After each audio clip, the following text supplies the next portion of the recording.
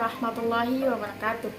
Perkenalkan, nama saya Jumra Ismail, NIM 222020886208068 dari kelas PAI 2B, jurusan Pendidikan Agama Islam. Pada kesempatan kali ini, saya akan mempresentasikan mengenai sumber belajar, fungsi dan jenis-jenis sumber belajar.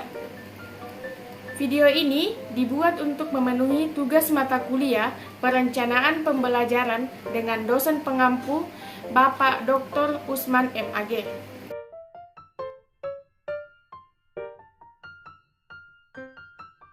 Sebelum kita masuk ke fungsi dan juga jenis-jenis sumber belajar, kita harus tahu apa itu sumber belajar. Jadi sumber belajar adalah segala sesuatu yang ada di sekitar lingkungan belajar yang secara fungsional dapat digunakan untuk membantu optimalisasi hasil belajar dari segi proses dan juga hasil belajar.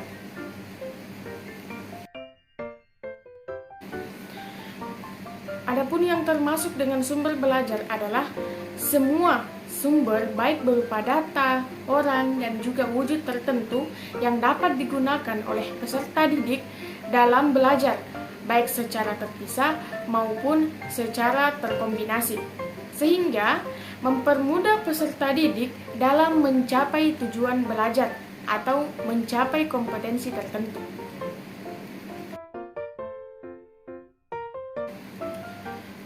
Adapun fungsi dari sumber belajar yakni untuk meningkatkan produktivitas pembelajaran.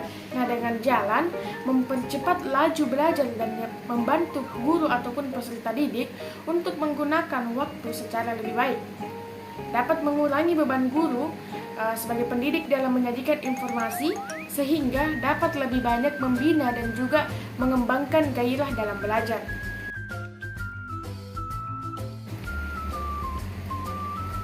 Adapun fungsi sumber belajar yang kedua yakni memberikan kemungkinan pembelajaran yang sifatnya lebih individual. Nah, dengan cara pertama mengurangi kontrol guru atau pendidik yang kaku dan tradisional.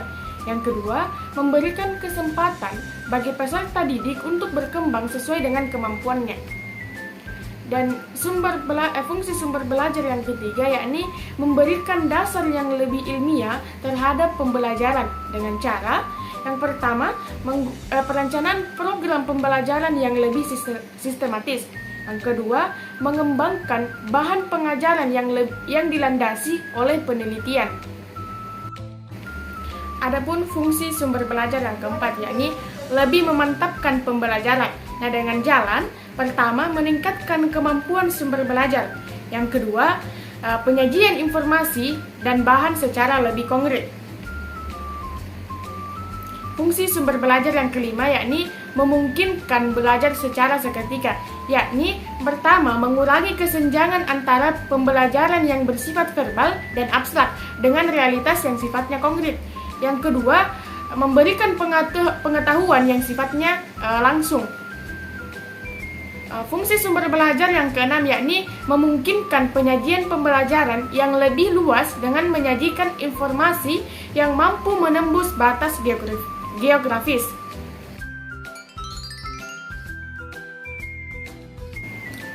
Adapun jenis-jenis sumber belajar.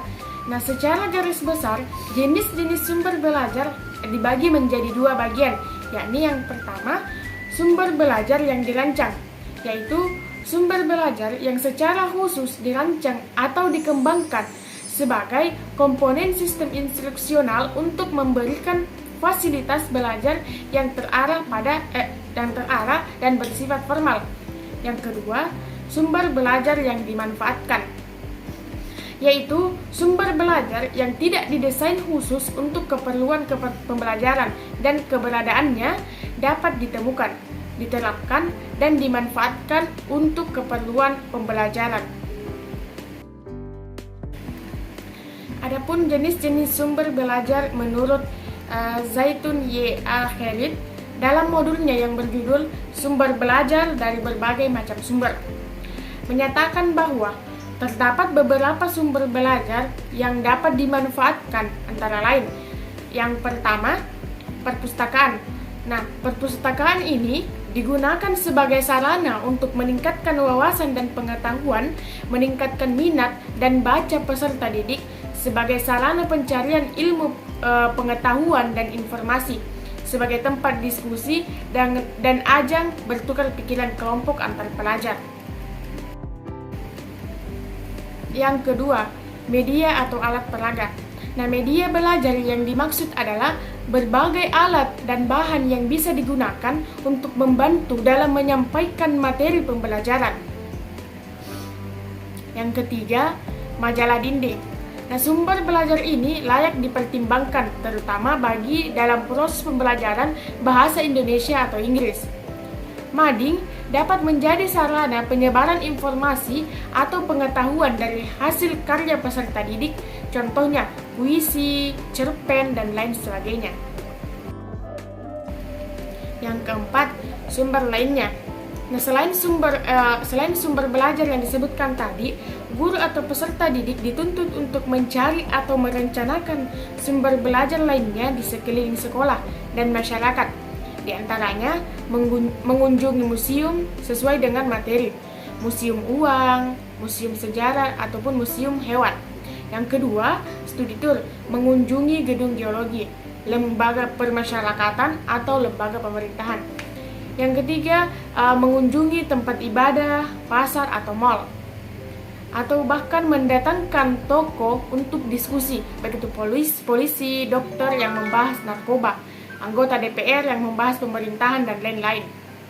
Berbagai alternatif sumber belajar lain yang tentunya masih banyak lagi. Itulah tadi pemaparan materi dari saya mengenai pengertian sumber belajar, fungsi, dan juga jenis-jenis sumber belajar. Saya akhiri dengan ucapan Alhamdulillahirrabbilalamin. Wassalamualaikum warahmatullahi wabarakatuh. I got nothing to